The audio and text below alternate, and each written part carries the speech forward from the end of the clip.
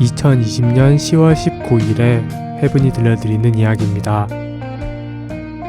오늘 이야기는 불편하게 느끼시는 분들이 있을 겁니다. 우유를 정말 좋아하는 분들은 그만 보시는 것을 권해드립니다. 결론부터 말씀드리면 건강을 위해서는 굳이 우유를 먹을 필요가 없습니다. 맛으로 드세요. 꽤 오래전부터 우유가 칼슘 섭취에 도움이 되니 많이 논란이 있어 왔습니다. 솔직하게 말씀드리면 저도 약간 잘못 알고 있던 정보가 있기는 합니다. 그렇지만 예전이나 지금이나 우유를 마셔야 하는가에 대한 입장은 달라지지 않았습니다.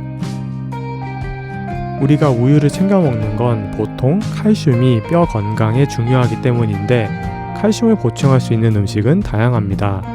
게다가 우유 가격이 저렴한 것도 아니고요.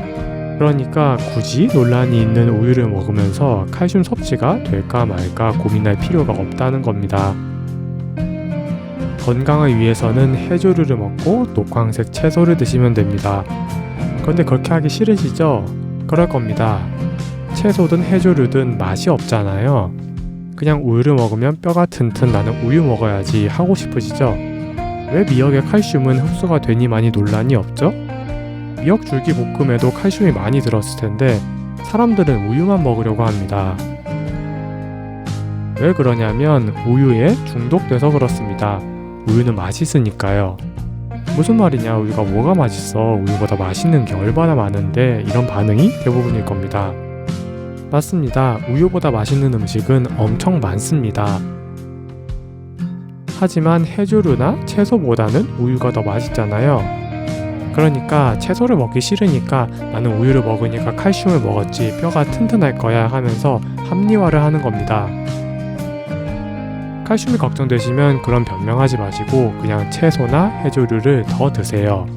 균형 잡힌 식단은 우유보다 훨씬 더 확실하게 뼈가 튼튼해지는 방법입니다. 혹시나 아직까지 뼈 건강을 위해서 우유를 먹어야만 한다라고 주장하시는 분들을 위해서 반박할 수 없는 예시를 하나 들어드릴게요. 우유에 상위 호환인 음식이 있습니다.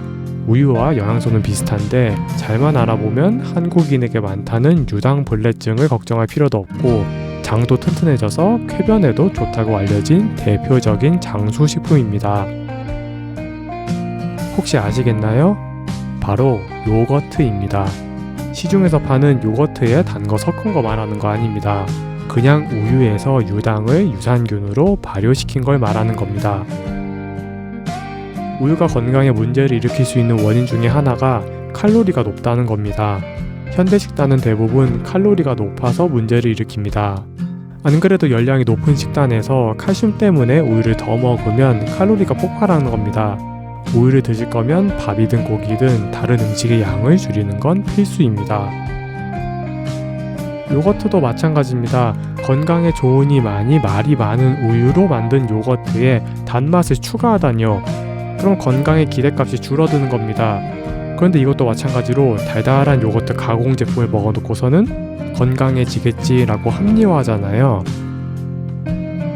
진짜 요거트는 건강에 대해서 논란이 없습니다. 내 몸에 맞는 유산균으로 발효된 요거트는 의사든 박사든 누구나 건강에 좋다고 인정한 식품입니다. 그런데 왜 칼슘 흡수를 위해서 요거트를 드세요가 아니라 우유를 먹으라고 하죠? 여러가지 음모론이 있을 수도 있지만 실제로 매력적이지 않으면 대중이 받아들이지 않습니다. 요거트는 특유의 향이 납니다. 기본적으로 요거트에 대해서 거부감이 생길 수 있는 이유가 요거트는 균에 의해서 상한 상태와 비슷하기 때문이라고 봅니다. 요거트가 특별한 점은 단지 그 균이 우리 건강에 도움이 되는 것뿐이죠. 그러니까 우리 감각이 요거트의 향에 익숙하지 않으면 우유가 상한 상태라고 받아들일 수 있는 겁니다. 게다가 요거트는 관리하기 굉장히 어렵습니다. 만들 때도 조건이 맞지 않으면 우유가 진짜 상해서 버려야 하고 만든 지 며칠만 지나도 비릿한 냄새가 나기 시작합니다. 요거트가 맛이 없다고 생각하시는 분들은 아마 맛있는 요거트를 아직 못 드셔보셨을 수 있습니다. 자, 솔직해집시다. 저도 우유가 맛있는 건 압니다. 저 어렸을 때 찬 우유에 밥을 말아 먹곤 했습니다. 우유는 당도 많고 포화지방도 많습니다. 탄수화물과 지방 둘 다 도파민에 의한 만족을 일으킵니다. 도파민을 충족시킨다는 건 우리가 더 맛있게 느낄 수 있는 가능성이 늘어난다는 겁니다. 커피만 먹을 때와 커피에 우유를 섞어 먹을 때를 생각해 보세요. 우유도 콜라처럼 맛있으니까 먹는 건데 건강에 좋다고 합리화하는 겁니다. 물론 콜라보다야 우유가 건강에 훨씬 더 좋습니다.